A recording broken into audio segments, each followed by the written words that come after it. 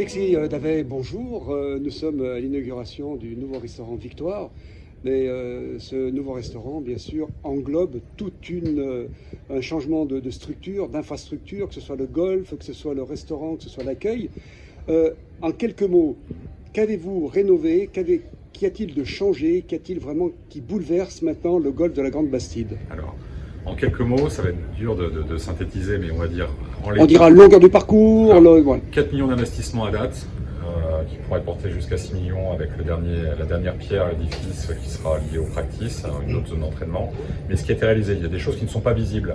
La première chose, c'est inclure ce parcours et ces 52 hectares avec toute la zone d'expansion de crue et toutes les vertus que ça peut apporter aussi au niveau de la collectivité et de l'accompagnement dans le territoire par rapport aux risques climatiques qu'il y a jusqu'à Biote, puisqu'on a un cours d'eau qui passe sur le parcours. Donc ça, c'est un premier point, des aménagements et un reshaping du parcours qui semble convenir, puisqu'on a équilibré entre l'aller-retour, on a revu l'ordonnancement et un trou a été créé. Sinon, le parcours intrinsèque reste son identité, son ADN qu'il a fait connaître pendant plus de 30 ans.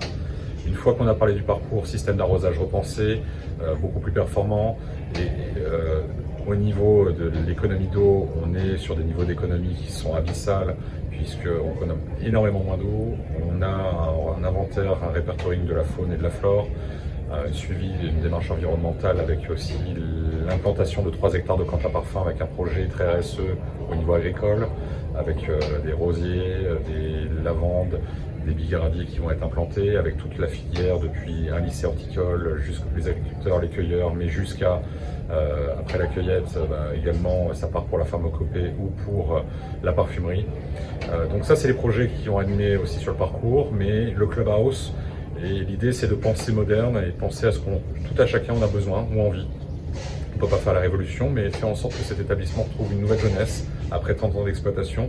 Et c'est d'où les investissements qui ont été réalisés pour faire un lieu de vie indépendamment du golf, où on puisse avoir envie de prendre un verre en saison, pour avoir une belle programmation du mercredi au dimanche, pour pouvoir venir prendre une plancha ou dîner entre amis, en famille, mais également aussi pour les golfeurs, du lever au coucher du soleil, profiter de nos espaces, que ce soit même des zones d'entraînement dernière génération qui nous viennent des États-Unis avec Southwest, en passant par des salles multi-activités, où encore hier soir on avait une activité yoga, aujourd'hui il y a un séminaire, et demain il y aura d'autres activités. Donc un lifting complet pour faire en sorte de répondre aux exigences du XXIe siècle, où on doit conjuguer environnement, respect de la nature, économie, bien-être, et c'est ce qu'on est là pour se faire plaisir. Donc, alors, autre chose, donc on va rester un peu plus golf, puisque oui. Vous passez sur Golf Méditerranée. On s'est aperçu, enfin depuis 30 ans, que vous avez un practice sur eau. Voilà. Y a-t-il un projet dans les cartons, donc à court terme, pour que vous ayez un practice plus terre à terre? Alors, je pense qu'on aura même l'un des plus beaux practices du département, en étant très respectueux à l'endroit de nos confrères. Le projet est dans les tablettes depuis 4 ans et demi. Depuis officiellement le 1er janvier 2022, où on a instruit pendant 32 mois le dossier auprès des services de l'État, de Réal, des DTM, de telle manière à ce qu'on puisse incorporer un projet GEMAPI qui répondait à un besoin. Donc l'ensemble des rénovations et des modernisations du clubhouse et du golf ont été faits avec le projet qui a été présenté et qui a été visible pendant plus de 2 ans sur un chevalet, et aussi bien sur notre site internet. On en est au bout du bout. Je ne peux pas annoncer officiellement aujourd'hui le rétro-planning, mais dans les semaines ou mois qui viennent, le vrai practice de la Grande Bastide avec ses postes et l'académie qui va avec va sortir de terre, et je peux dire de manière prudente qu'en 2025 il sortira de terre. Voilà. Mais est-ce que ce sera début d'année, milieu d'année, fin d'année? Là, je laisse encore la surprise pendant quelques jours, de façon à ce que l'administration puisse nous répondre. Il y avait un sujet d'emprise par rapport à des chiroptères qui sont des chauves-souris protégées. On a un projet qui est éco-responsable, on a fait un inventory, il y a des nichoirs, de la compensation. L'objectif, ce n'est pas de dénaturer ce site, bien au contraire, mais d'intégrer ce projet de practice qui pourra répondre aux besoins de tout à chacun, avec 240 mètres de profondeur. À minima, ça sera 14 tapis, 14 postes, avec des postes équipés Trackman en termes de technologie.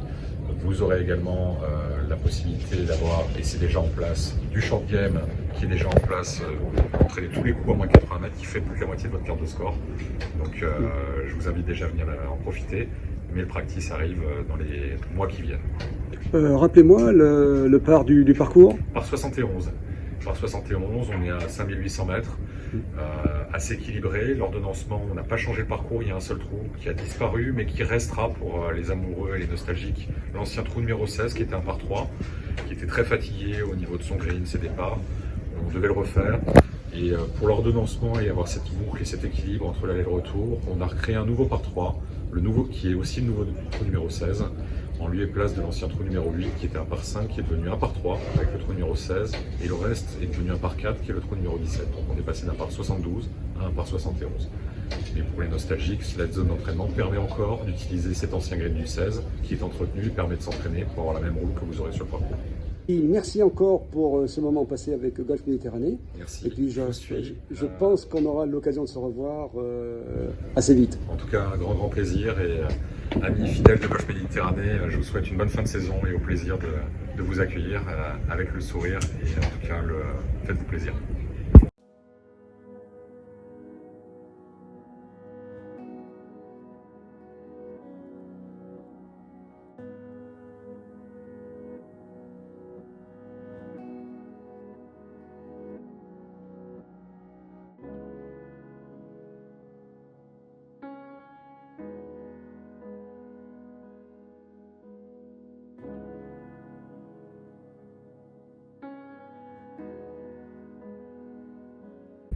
Nous sommes en présence du pro du golf de la Grande Bastide, Alexandre Juge, qui va nous expliquer ce qui a pris la place du trou numéro 16. La place du trou numéro 16, il y a une superbe structure d'entraînement avec plusieurs zones de frappe qui nous permettent de travailler en fait sur du terrain synthétique, des coups de 20 à 70 mètres.